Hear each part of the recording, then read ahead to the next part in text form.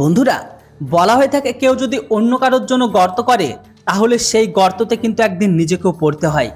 আর এটাই হচ্ছে প্রকৃতির নিয়ম। আর ঠিক এখন এমনটাই হচ্ছে পাকিস্তানের সাথে। কেননা যেখানে তারা কিছুদিন আগে ভারতের ভেতরে তারা পিছন থেকে হামলা করে, আর এখন তারই সেই ফলকে ভোগ করতে হচ্ছে তাদের।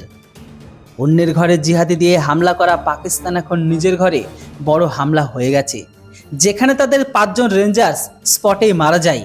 মানে 72 হুরপ্রাপ্ত হয়ে গেছে 5জন। গত সপ্তাহে কাশ্মীরের রিয়াসি জেলাতে যে কাপুরুষোত্তম হামলা বা ইতিহাসের সব থেকে যে জঘন্যতম হামলা হয়, সেটিকে নিয়ে পাকিস্তান অনেক হাসাহাসি করছিল। আর এখন যখন তাদের নিজেদের রেঞ্জার্স মারা যায়, তো এখন তার সেটির জন্য দোষারোপ করছে ভারতের ওপর তারা। খবর বেরিয়ে আসছে বালুচ প্রান্ত থেকে। বলা হচ্ছে পাকিস্তানের সৈন্য ক্যাম্পের উপর বালুচ বিদ্রোহীরা কিছু গ্রেনেড দিয়ে আঘাত করে। বলা হচ্ছে এই হামলাটি পাকিস্তানের কিছু চেকপোস্ট আর ক্যাম্পের ভেতরে হয়। এই হামলাতে পুরো ক্যাম্পই ধ্বংস হয়ে যায়। যদিও এই হামলার আসল কারণটা কি সেটা এখন পর্যন্ত পাক ইন্টেলিজেন্স বেরিয়ে করতে পারেনি।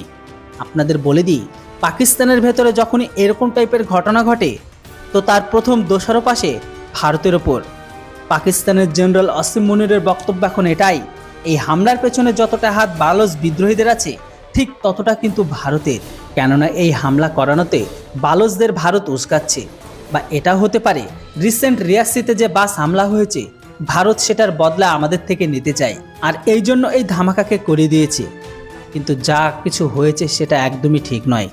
ভারতকে একদম এটা করা উচিত হয়নি যে তারা বিদ্রোহীদের সাথে মিলে মিলিটারি ক্যাম্পকে ওড়ায়। এর জবাব আমরা ভারতকে অবশ্যই দেব। দেখুন বন্ধুরা, যখন নিজেদের লোক মারা যায় তখন তারা কিভাবে তারা নিজেদের লোকের জন্য কান্না করছে।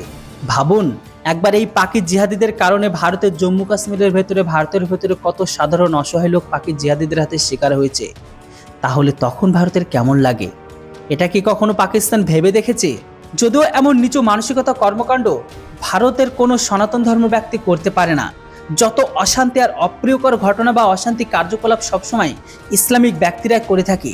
আর এটা তো ইতিহাসের স্বর্ণাক্ষরে লেখা আছে, আর বর্তমানে আমাদের তো সামনে চলছে, যেটা সবাই দেখতে পাচ্ছি। এটা হচ্ছে পাকিস্তানের সম্পূর্ণ পাপের কর্মফল। কেননা এই সমস্ত আতঙ্কবাদীদের তারা নিজেরাই পুষে রেখেছে। আর এটা সাধারণ ব্যাপার যে সাপকে পুষবে তাকে একদিন সেই সাপের ছোবল মানে সেই সাপের বিষ খেতে হবে। যদিও শাহবাজকে এখন কাশ্মীরের কথা ছেড়ে দিয়ে বালুচ আর সিন্ধের কথা ভাবা উচিত, না হলে এই দুটো স্টেট একদিন পাকিস্তানকে নিয়ে ডুববে। তো বন্ধুরা, এবার আপনারাই বলুন, পাকিস্তানের সাথে যা কিছু হয়েছে সেটা ঠিক না ভুল? কমেন্ট বক্সে অবশ্যই আপনাদের মতামত লিখে জানান। আর চ্যানেলটিতে নতুন হলে কেউ সাবস্ক্রাইব করতে ভুলবেন না। Thanks for watching. জয় হিন্দ, বন্দে মাতরম।